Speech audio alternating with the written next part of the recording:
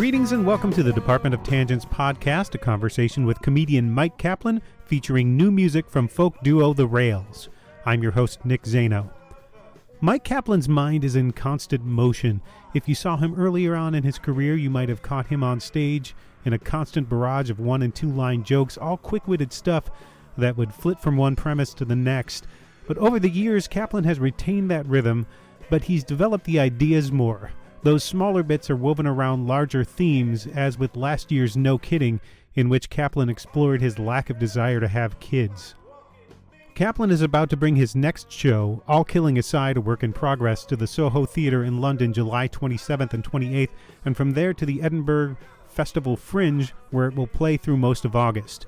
When I caught up with him for a post-show chat at a local restaurant in Boston last month, he was still working on that show, but he tossed it all out the window to try out new material for the hometown crowd at the Gas, a weekly indie comedy show at the Great Scott Rock Club. We talked about which he liked better, performing a carefully crafted one-person show or riffing new material. We talked about the new show, about his unrelenting positivity. There are two things you can rely on from Kaplan's social media: snappy jokes and personal affirmations. He's a joy to be around, and it's fun to watch him work. Our featured track this week comes from The Rails, an English folk duo whose sophomore album Other People was released late last month. It's good stuff, so stick around after the interview. And now, Myq Kaplan.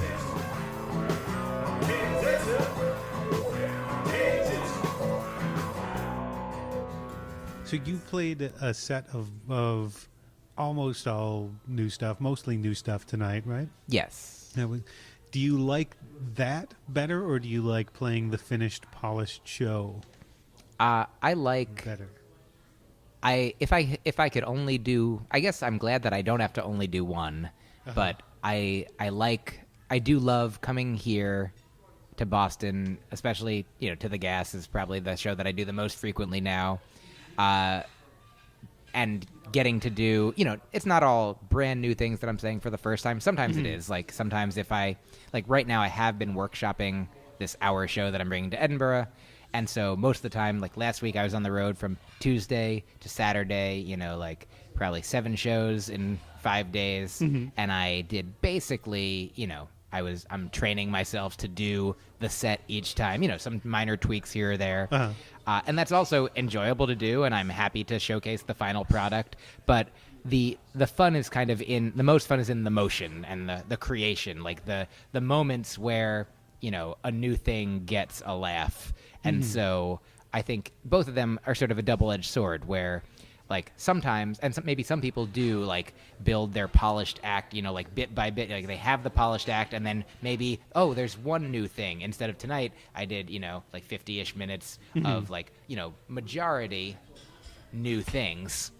And so, like, percentage-wise, the ratio of, like, if I did the polished hour, the number of, like, the quantity and quality of the hits of, like, laughter and applause would have been more regular and consistent. But on this, I'm like, I'd say even in, like, the first 5 minutes, there were just, a few nuggets, like, that were brand new that I'm like, even if I never say them again, I'm glad that they happened here, and I'm glad to be working, like, the muscle of the moment. Are you still surprised what hits and what doesn't? I guess maybe not what, but maybe the intensity or the amplitude, if I'm using that right, which I'm sure I'm not. I think that, like, sometimes, whenever I say something, my goal is for it to be, important or interesting or funny or ideally some combination of all of those, like, on my way to discovering what it will be. And so sometimes if I'm on the way to something and something occurs to me in the moment, it might surprise me. I'm like, this is, like, especially if I have, like, a destination, and then if I find something along the way that, brings me, more joy in the moment than even where I might have been heading, then those are pleasantly surprising moments.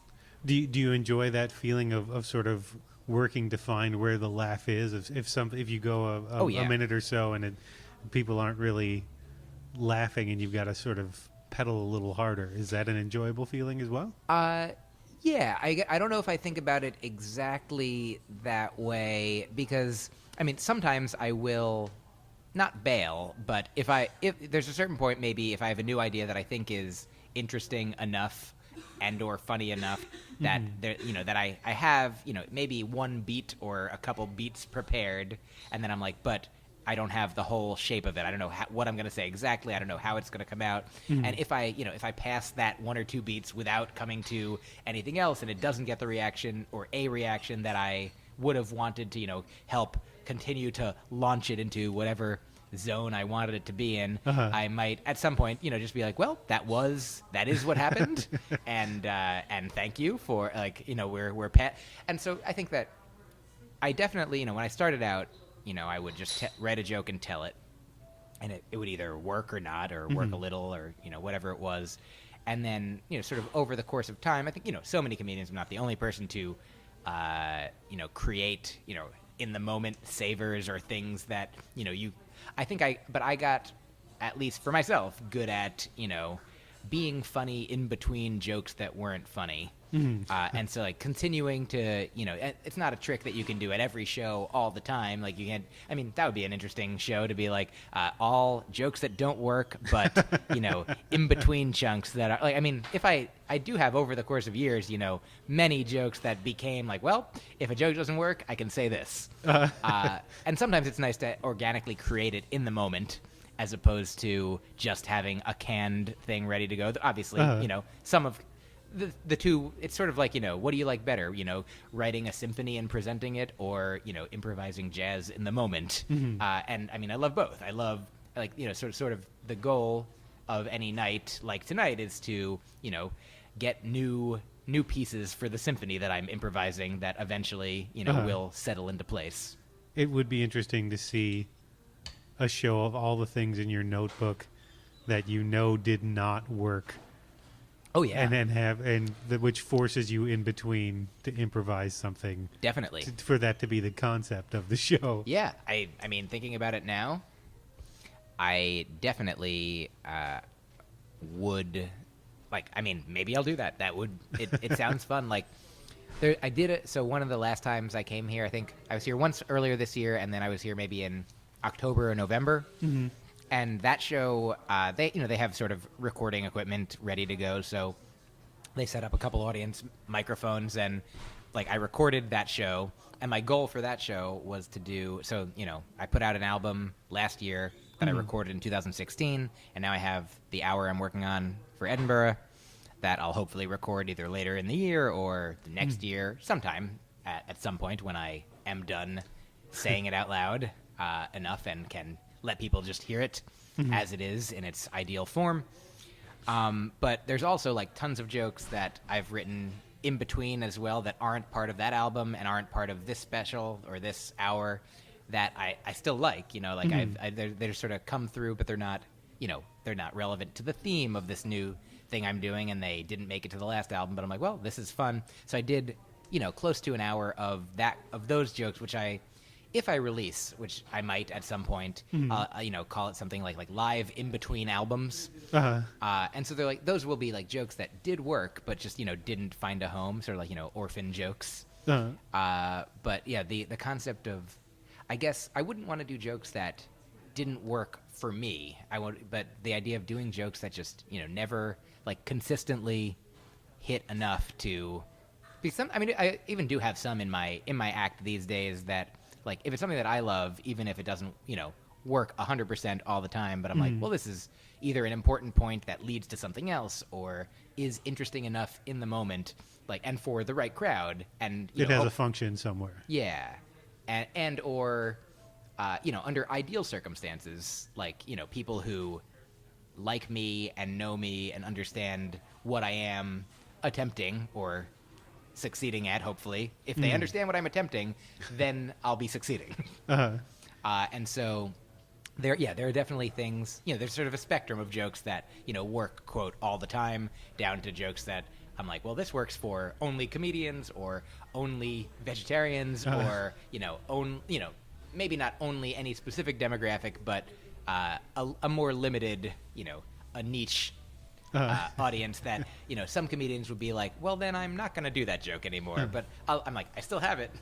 Well, you have the joke in your act about your favorite 1-star review about he talked too quickly. I don't know. It might have been good, but I didn't understand him. Yes. It occurs to me watching you tonight.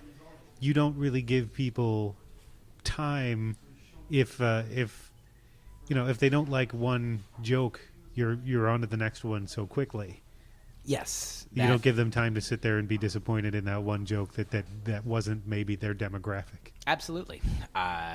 Which isn't necessarily, it's certainly not by happenstance, but it's also not by, conscious design. It was probably, maybe forged in the initial, fires of not being as good at stand-up when I was starting, and a fear of that silence, because sometimes now, when I'm doing a polished piece where there can be pauses and I'm like, well, this is where, most audiences will or would or should or can or could or might or do laugh, whatever. Just to cover all the bases. Whatever modal.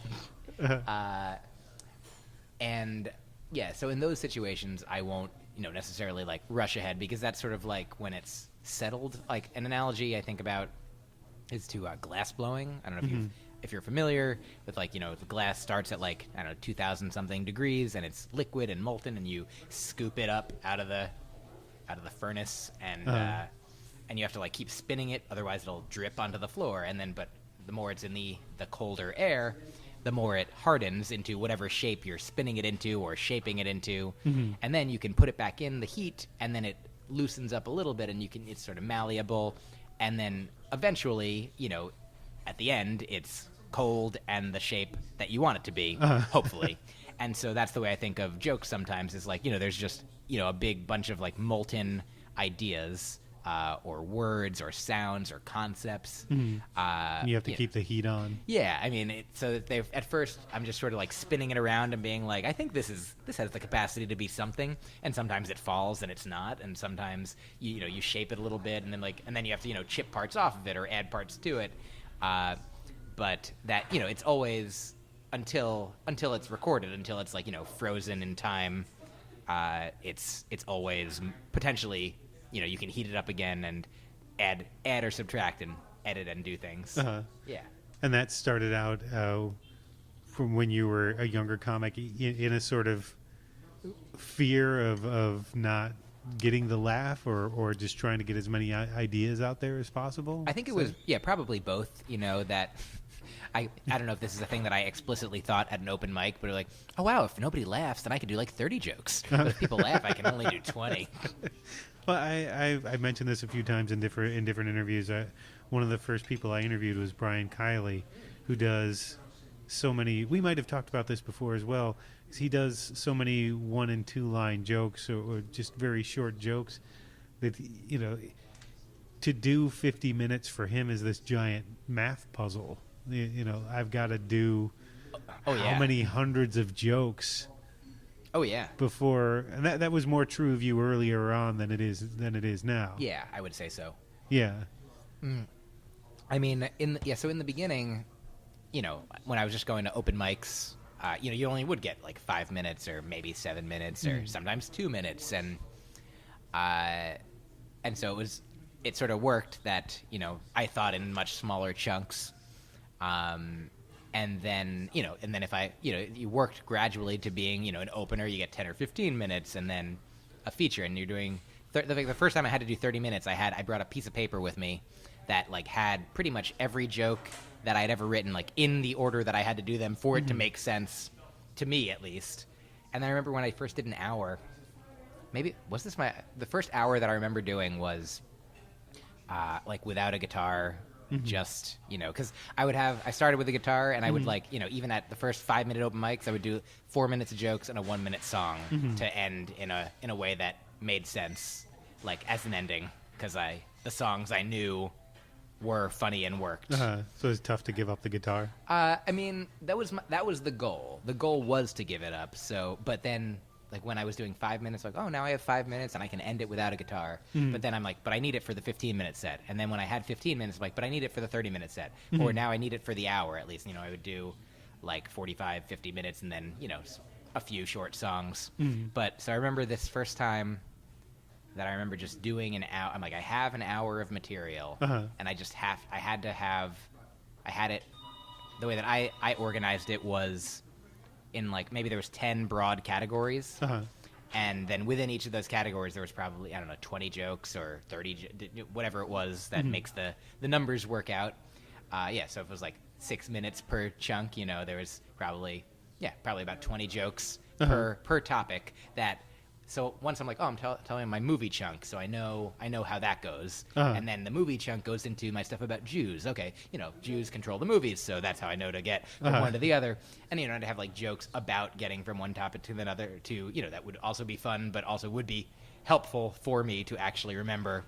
Like, and so I remember I brought the piece of paper to be like, okay, you have to do, like whatever it was, like TV, movies, Jews, food, drugs, relationships. Whatever it was, snakes on a plane was probably one of the categories at the time. And, but yeah, if I missed one, if I miss a category, then I'd be like, oh, so now everybody, back to 20 minutes ago when I was talking about plumbers, I have a few more jokes about plumbers. You would, for a while, I don't know if you've been doing this lately, when you've been on with a bunch of other comedians, I saw you frequently call back to a previous comedian's joke to start your set out, which was always a fun sort of. Oh yeah, it's like trick. I mean, I think it is a trick, and I mean sometimes the best way it could go is like if I could combine like multiple things from different people's sets, which is what a lot of people are doing with crowd work just on their own. They're like, oh, this guy said this person said this woman said this, and now creating like a new like a conglomeration that couldn't have existed outside of that room that night because those were all the ingredients that were really that the person couldn't have planned for because people said them.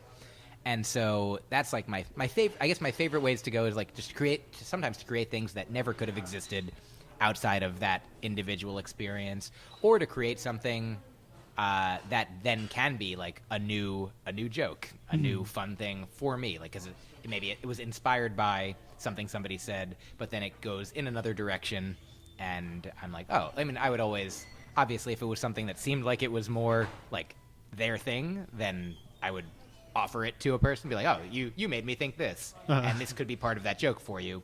But if they're like, that's your thing, or if I'm like, this is a totally different thing that I wouldn't have thought without them, but they wouldn't have thought without me.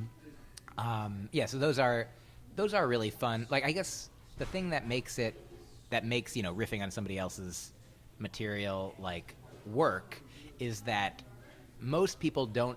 I guess even if most people did it, I mean, as long as it's I guess if everybody was doing it, then it would have to be good every time to be special. Like, because sometimes that is the thing that maybe surprises me, like the intensity of like the laughter that can get. And I'm like, in those moments, I'm like, not that I'm not being an artist, but I think that I'm definitely getting more than I'm putting into it, because I'm like, oh, if the last comedian told a joke about getting into an argument on a train with a specific character, then all I have to do is like be like, so I was on the train and this guy, if the character was the unreasonable person, then I cast myself as the unreasonable person, but then I make them the unreasonable person, and like I don't know what it does, but it must be, it is fun to do, and it must be like flipping a switch in somebody's brain, because I guess the expectation is, oh, here's a new person sharing his world now, but now all of a sudden they're forced to be transported back into a world that they thought they left. Well, it's nice to know. I think for it's nice for the audience to see you were watching the other comedians, for one thing, that you're sort of engaged in the show. Yes, that's always been part of a plus for when you've done that. Oh yeah, I think that is it definitely shows people that, that the show is a cohesive whole. Yeah. That, that it is an experience. It is not just, one disparate, just moment in time after another one. Like, that was that and this is this. But yeah, that there is some connection. There's some communion. Uh-huh. And I think that, that's what perhaps in some ways we all are striving for and here for, is, connecting and finding, places where we're not separate. Uh-huh. Well, I see when you improvise around a joke, the thought occurred to me again watching you tonight. There's so much to remember. A lot of these jokes are very wordy and very conceptual. And if you miss a piece here and there, the whole thing could sort of fall apart. So it's amazing to me sometimes watching you that all of this, you can hold all of this in your head. Well, I appreciate that. In fact, last night I did a show in Connecticut for a JCC, and my girlfriend came with me, and she doesn't come all the time, but she likes my comedy a lot, and so especially when she's there, like I like to do new things, like for my own sake and for hers. And and for everybody for the moment, but and so I was doing like a 30-minute set, and probably about the first 10 minutes of it, I was able to like riff on like what had been happening in the room. It was like a strange room in a school, in the town. We were in Greenwich, Connecticut, which had its own sort of idiosyncrasies, and with the specific pretty much all Jewish audience. And one of the jokes that I did tonight that you saw was this like extended bit about the dreidel song. Yes. And so that joke comes out of like a part that is not new, but is like that. So that whole bathroom bit is like usually the beginning of the show that I'm bringing to Edinburgh. Mm-hmm. So like the main hour that I have now that's honed and polished starts with that bathroom thing. But last night when I was sort of in the dreidel part of it, I was like, oh, I had once like sort of tweeted a thing and thought about the dreidel song as being, strange in certain ways that I'm like, I think this Jewish audience will appreciate an extended riff on the dreidel thing. And so I was like really, really just, I wouldn't, if they weren't Jews, I would say I hammed it up. But and I will say it anyway, but because it's not literal ham that they had to eat. But so I just stuck with that. I played in that world. I think Pete Holmes calls it like a playground bit. Mm-hmm. You set it up, and then you can just keep like living in it for as long as you want to, and as long as people are enjoying it. And then the thing is, so tonight and last night I didn't finish the way that the joke normally goes because this dreidel thing just exploded out of it. Tonight, I knew that I was doing that, but last night, I didn't realize that I hadn't finished it, and later there's a joke that calls back to a later part of the bit that I didn't get to because I had done this, tangential riffing. And so when I did the inception quality to the yes. things that you've mentioned before. And so when I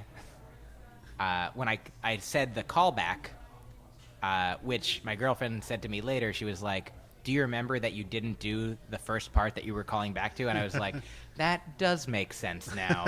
So she was the only one she was like, I felt special because it's like, that's like one of my favorite parts. And I knew everything that was happening. And there's like, somebody told me once, I forget who this is, but a quote from somebody that says, it's like, it's the artist's burden to know what might have been. Like, if I do hundreds of shows a year and one of them isn't as good as the best show that I've done recently, then I might be like, oh, but the audience there, if that's the only time they've seen me do that show, like they might love it. They don't know what it could have been, so it's the art. And so in that moment last night, I told my girlfriend, I was like, sometimes it's the artist's girlfriend's burden to know everything.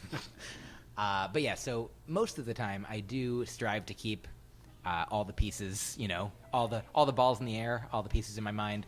And sometimes I will, like if I've done, things where I know I started jokes and then went, into other levels of other jokes. At the end, if I have a sense that I might not have finished some, I will sometimes open it up to the audience and be like, are there any jokes that I didn't finish? And sometimes people will yell out ones that they are correct about, and sometimes they'll yell out other ones that I actually did finish, and I'll, but ultimately it's funny when people are like, it's impressive, like, to remember all the stuff that you do, and sometimes I'll just say, like, well, it's in some ways literally my only job to remember the things to say and to try and, to keep everything in mind. It's you have a master's degree in linguistics, and listening to I listen to some of the older albums, some of the newer stuff in the podcast, and it seems like there's a lot of pattern recognition and connection. You had a joke, I forget which album it's on, asking you ask a kid what's the what age they want to be. Mm-hmm. Was that off the last one, or was that off the most recent one? Yes. On the most recent one. Yeah. And then you ask what the largest age, the highest age they know is, and there's that countdown from 10, 9, 8, 7, where all of a sudden it turns into like a hostage situation with the kid because he's counting down as if there's a bomb there. Yes. And then on the new episode of the podcast with Caitlin Durante, the broccoli and ice cream, she starts listing the types of scripts that she has written, and she starts with 4 feature screenplays, and then goes to 3. I think there's 3 TV treatments, and you automatically assembled that into it. It would be really funny if it were 2 this and then 1 this and then 0 of something that you've never. Yeah. Yes. So I think I would say that you have recognized a pattern of pattern recognition in me. It's. Human beings are creatures of pattern recognition. Right. Or else we would die. Yeah. We need faces. Yeah. And we're like, that guy stood near that tiger, and now that guy's not here anymore. Yes. Let's see if that keeps happening. Yes, or leaves look like this, and a tiger's face looks like this. Oh, yeah. And so, at a certain point now, like, with some measure of at least safety and security in, various aspects of our life, we're not under attack by tigers all the time, though some big orange creatures are causing some troubles. There's another pattern. Topical. Yeah, who knows? I hope there's always some orange danger. And that joke will be relevant forever. It's a great title, Orange Danger. Also, almost all the letters in orange are almost all the letters of danger. The final... And another pattern. In fact, if you take the first letter off of each of the words, then it's the same letters. Is that the way you see the world? Do you walk into a room and immediately start... I guess it's the way everybody does it, and to some extent, it's what a comedian does. But we're in a restaurant now. Did you walk in and start noticing patterns in the tables, or how many dishes were on? I wouldn't say that it's active. There's obviously some unconscious things happening all the time, and especially now that probably the fact that you brought up patterns has primed me to now if I look at there's a meal in this restaurant called the No Name, I can now look at what letters make it up. Like one man is an anagram of that, so I'll have no name for one man. And do I try to be mean? No. And so I can take all the letters and keep rearranging them for fun. And that does, when I'm walking through, New York City or Boston, and, if I'm on a street with a lot of businesses and signs and things, sometimes I think because of, I don't know how natural it is versus how much, I have, sort of nurtured and fostered it for fun, is that sometimes I will see, the same sign and then, make the same spoonerism in my head.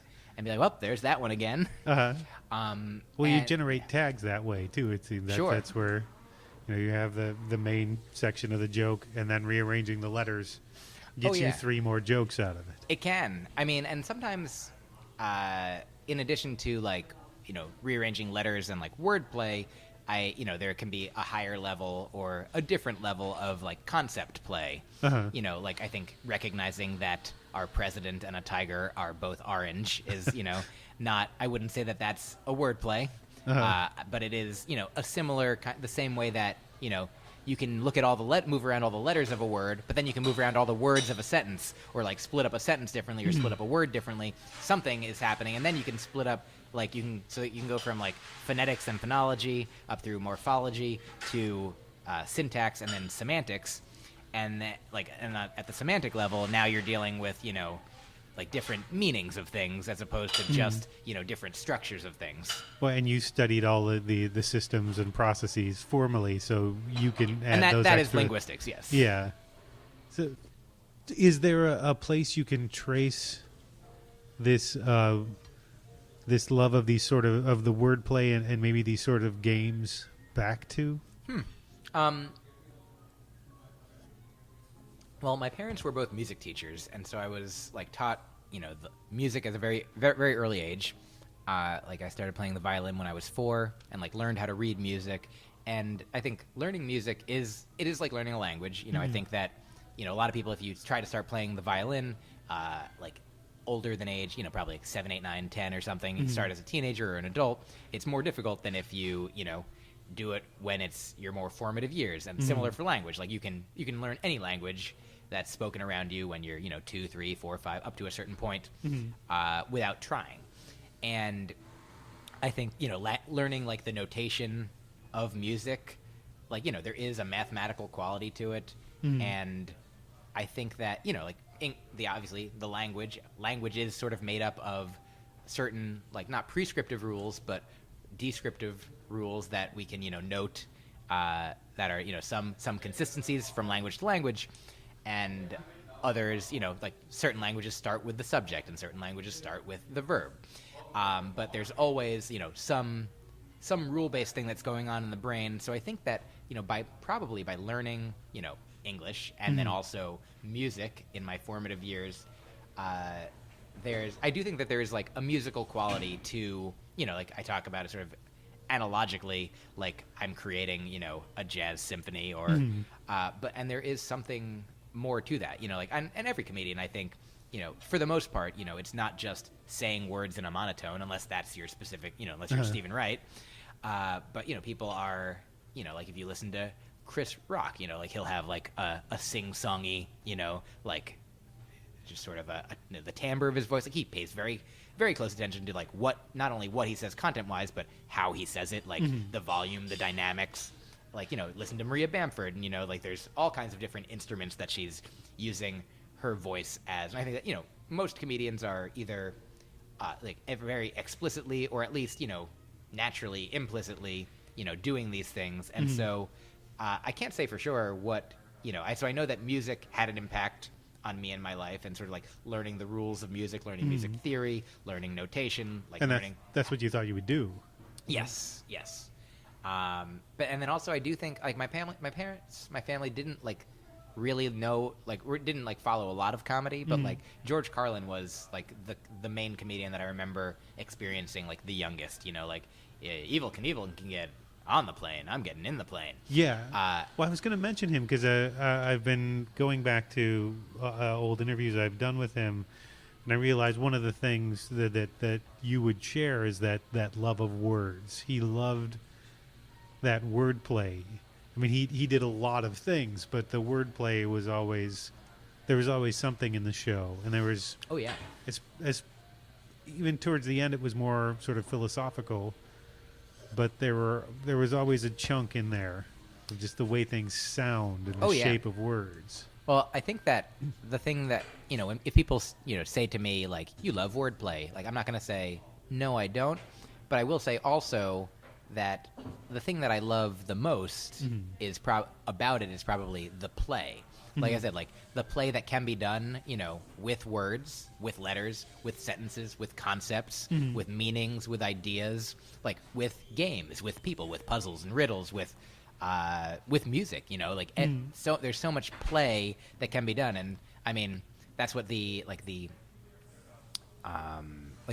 broccoli and ice cream podcast is sort of about, the intersection of and the manifestations of work and play and how they, how people I think the goal of, an artist, of a comedian, an entertainer, anybody who creates, writes, for a living or not for a living. The goal is to, like put work into it, but also like playfully put work into it and like work playfully and play, workingly.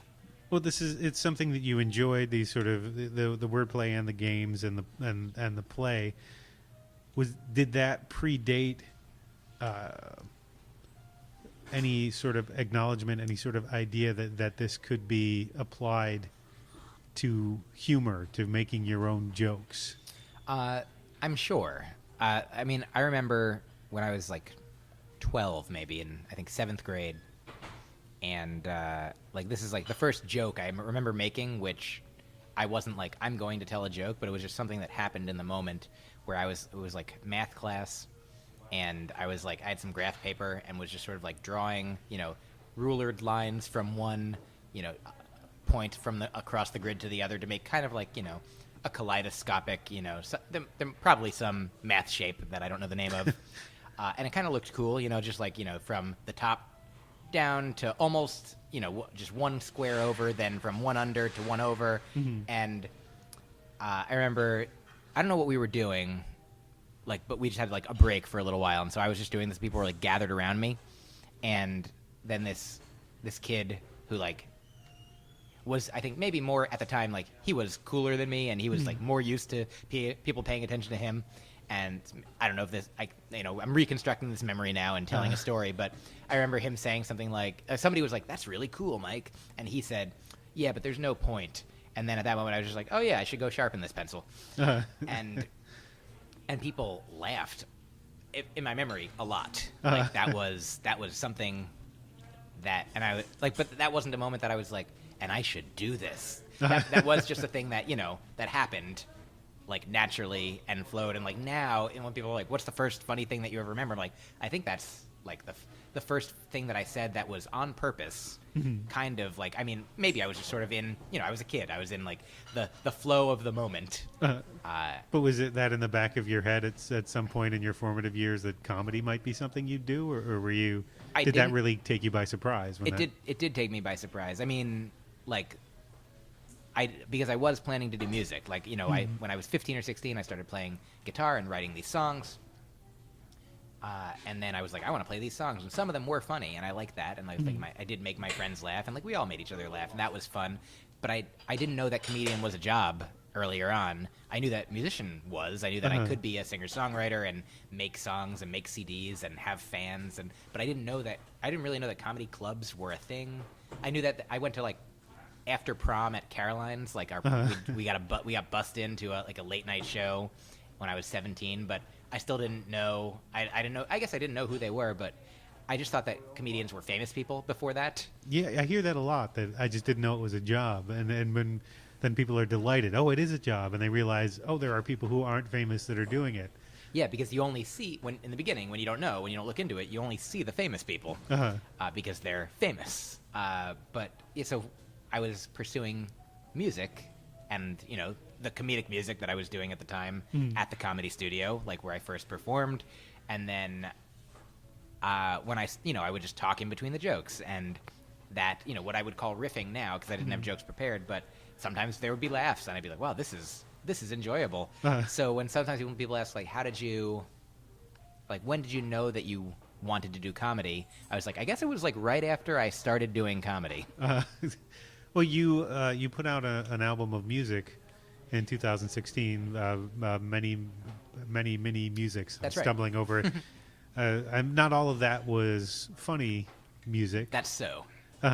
Now that you've established that you don't need the guitar, would it be easier to put it back in for something? It's not a crutch anymore. It's what you want to. It's more purposeful. I guess I don't think that I will use the guitar in my comedy now, because I have more things that I want to say than I have even time to say. But I am like writing songs and recording them and making music in a way as it's always been, as a separate thing, as a hobby, as a passion, and releasing albums. And I would say, like, a thing that I might do at some point. There's a rapper friend of mine named George Watsky, and he's super. And sometimes he tours with a live band, and he'll do a show of his songs, like rapping with this live band. And sometimes in certain towns, they'll do like his shows at 8 or at 9. He'll do like 6 p.m. He'll just do a poetry show, just him like a cappella, just because he also has been a poet as well as a rapper. And so a thing that I might do, I thought about doing a show or like a tour where it was like, one music show, then a comedy show, and then something else. Or maybe it would be all part of one show, but I was thinking I would call it like Music, Yucks, and Questions. So it's spelled Myq. But yeah, the idea of like, I love, if people wanted to, if there was demand, if people wanted to hear my music live, then I would play it for them. And I do have some songs or some like bits that are musical. But yeah, for right now, I'm happy to, I think of, sometimes I say I'm sort of married to comedy, but it's an open relationship and like music is allowed, like I can see music on the side, like we can have a musical comedy threesome, but in most ways, like they're their own relationships. So I have music. Sometimes the music is funny. I have comedy. Sometimes the comedy is musical. Sometimes it's all together. But there's no rules. I needn't limit myself. Like, so I could bring the guitar back anytime, but I don't have the specific need to. Well, between the writing new material for a new show, a new album, writing stuff for Twitter, and then music is in there somewhere. How much do you write on a daily basis? Do you have a quota of something that you need to reach on a daily or weekly? It's different every day depending. Like, I would say that most mornings I get up and I meditate, and then I write a tweet or two, and then I usually do morning pages. I don't know, like from The Artist's Way, which I haven't read, but I understand that's a thing where they do morning pages. You don't have time. Oh yeah, but I'm too busy doing it. I can't read about it. But I write these. There's a website called 750words.com where I write something. It's often a letter to my girlfriend. It could be a journal entry about the previous day. It could be if I'm working on like a book. It could be a chapter of the book I'm working on. But I rarely do sit down to write unless I have a specific purpose. But because for the comedy, it's just I carry a recorder and I record the ideas and then I try them on stage, and then I keep, transferring them from recorder to notebook to computer over the course of days, weeks, months, and years. And then for music, like I was in Winnipeg last week, and I did mushrooms one day, and then while I was on mushrooms, I like recorded a bunch of just song ideas into my phone, and then like when I was coming down later, I had my podcast recording rig, and I just like recorded a couple songs. Of just like, I didn't have my guitar, but just my voice and harmonies. And there's a restaurant closing around us. Yes. But it is open for another at least 6 or 7 minutes, officially. At the time that we said we would have to go. But yeah, so I think that sometimes I get into a kick where I'll write and record a new song every day for a week. And sometimes I won't record a new song for months. But for jokes, there's always a process. I'm always carrying the recorder. I'm always noting, funny things I'm saying or thinking. And then on stage, even unless it's like, even if it is a recording, there's always the possibility of coming up with a new thing in the moment. What is the new show about? It's called All Killing Aside. You're bringing it to London and Edinburgh. Yes. In July. Yes. It's essentially, kindness, if I had to say one word about it. It's about not murdering. It's about, so all the different ways that, kindness can manifest, like sometimes in veganism, sometimes in polyamory. I talk a lot about ayahuasca ceremonies and the sort of lessons and insights I've gleaned from them. And, things that some people can get without, psychedelic journeys, but like various life coachings and death coachings, like advice for myself that is also available for other people. But I guess, the main theme is I was interviewed for like some, a UK paper or website, and they said, if you could define the show in 3 words, what would it be? And I said, I guess, kindness, non-murdering, and thinking outside the box. I don't know. But those are the themes. Well, you've been doing a lot of sort of positive affirmations for people on a daily basis on Twitter and social media, and in your newsletter, and does that dovetail into the new show? Is that sort of part of the mentality where you're at now? It's definitely part of the mentality of where I'm at. It's not like explicitly, like the same way in the beginning people would say, oh, you studied linguistics and you write all these jokes about words. Like, do those interact with each other? And I'm like, they can, but they're stemming from me. You know, they're both branches of the me tree. Not the me tree Martin, but that's the kind of thing that that those things are about. And so now the question of like, oh, I see that, you know, you're saying like good night in a meditative affirmation kind of way each night on Twitter, and your comedy is about kindness. Like, do those interact? Like, I do have, like, you know, I did mention it on stage tonight, but that's not part of the act as yet, but I'm sort of like feeling around with it. But I do like the idea of them, you know, if they can combine naturally. But yeah, ultimately they're both, you know, they're branches coming from me. And does that have anything to do with the switch over from the Hangout to broccoli and ice cream that's more sort of consciously about work and joy? I suppose not by happenstance alone, but the reason that I stopped doing the Hang Out With Me podcast is just the Keith and the Girl network isn't really a network, and so we like parted ways amicably. They released all of the things that I recorded with them, and they're still like hosting those episodes. But ultimately, you know, they were putting time, energy, money, resources into the podcast, and they have, you know, I don't know how many hundreds of thousands or millions of downloads, and so my portion of their pie was not, you know, commensurate with the amount of like energy, let's say, that they were expending.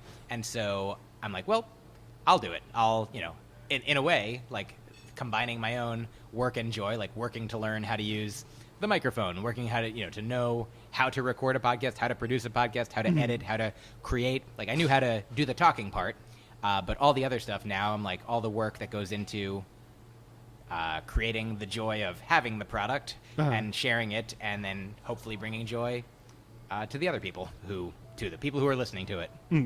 That sort of positive energy thing seems like it's part and parcel of almost everything you do publicly. Oh yeah, I think it is part of, you know, who I either, you know, I'm certainly on my, you know, I'm not perfect, I'm not done, I'm not an enlightened master in every way, or perhaps in any way, but I'm, you know, doing my best to like be, you know, the funniest and the kindest and the most myself in all the aspects of what I'm doing, and, you know, reaching into like other people's experiences and trying to, you know, share that with people as well. So where can people see when can people see the new show here in the States? Oh, I mean, if you look at my website, I think, you know, I've got a few shows in.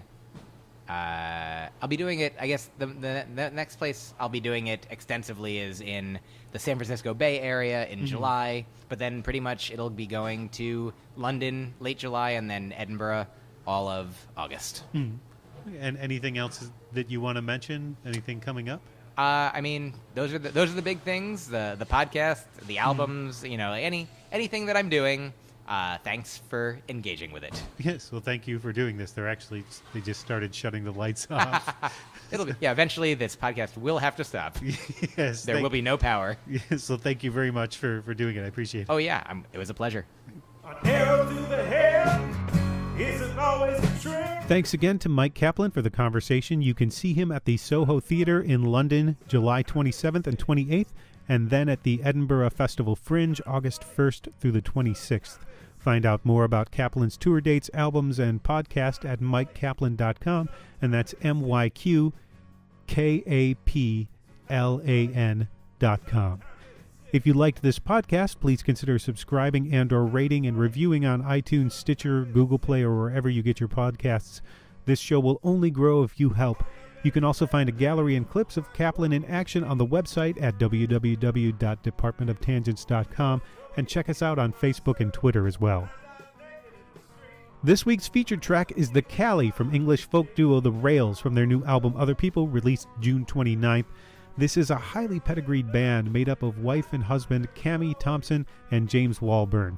Cammie Thompson is the daughter of Linda and Richard Thompson. She released her first full-length album as a singer-songwriter, Love Lies, in 2007. James Walburn has an enviable resume as a guitarist, having been a member of Sunvolt, the Pogues, the Pernice Brothers, and Ray Davies' touring band, and he's currently the lead guitarist for the Pretenders. I saw on Discogs the band released an EP called Habit under the name Dead Flamingos a few years ago. I have to commend the name change to The Rails for their 2014 full-length debut, Fair Warning. There are a lot of great songs on this album, but this one I can feel in my bones. It's the first track and made me a fan right away. Walburn wrote it as a tribute to his grandfather Sidney, who would tell him stories about the Cali pub on London's Caledonian Road. It's also a memorial for a pre-gentrified London, a theme that works its way through a few of the songs on the album. The Cali is both defiant and melancholy, a declaration that however ephemeral time and place may be, it can still live in your heart. The new album is called Other People, and you can find out more about it at therailsofficial.com. And now here's The Rails with The Cali.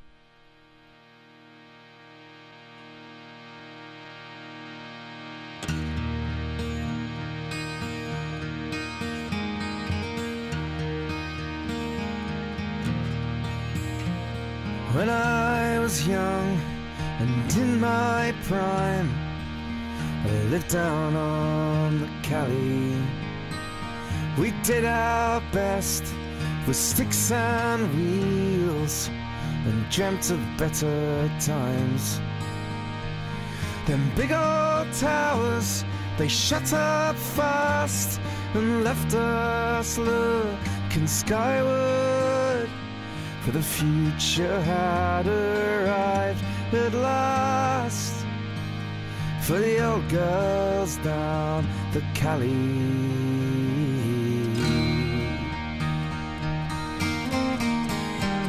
Now we're by Nelly and all her pals, we drink down in the White Horse. If you were drunk enough on a Friday night, you might just try and cop off. It's a hard old life, everyone agrees, but if you're all with the punches and take your chances when they come, with the old girls down the Cali.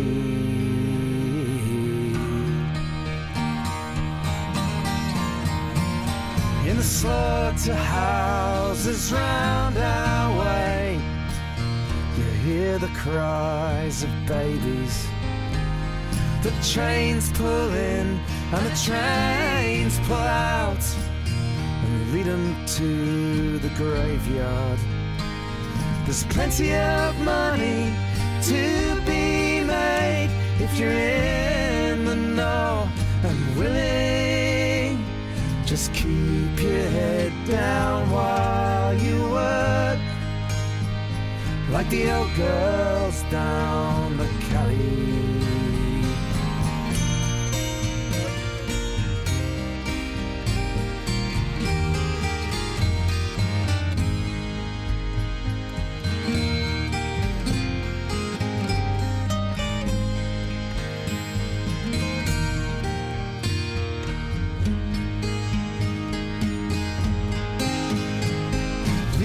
Prison walls don't work at all. It's full of spivs and chances. Well, keep your nose clean and you'll do fine. Just don't get caught a stealing. There's many a good man gone to waste, had enough of living, but I can't wait to return again to the old girls down the Cali.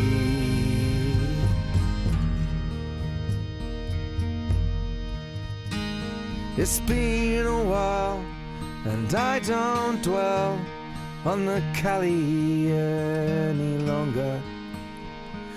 Times have changed for good and bad. As for the future, I can't tell you.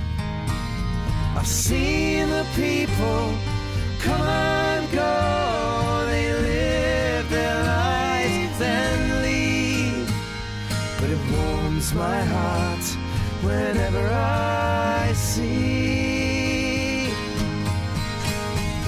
them all girls down the Cali.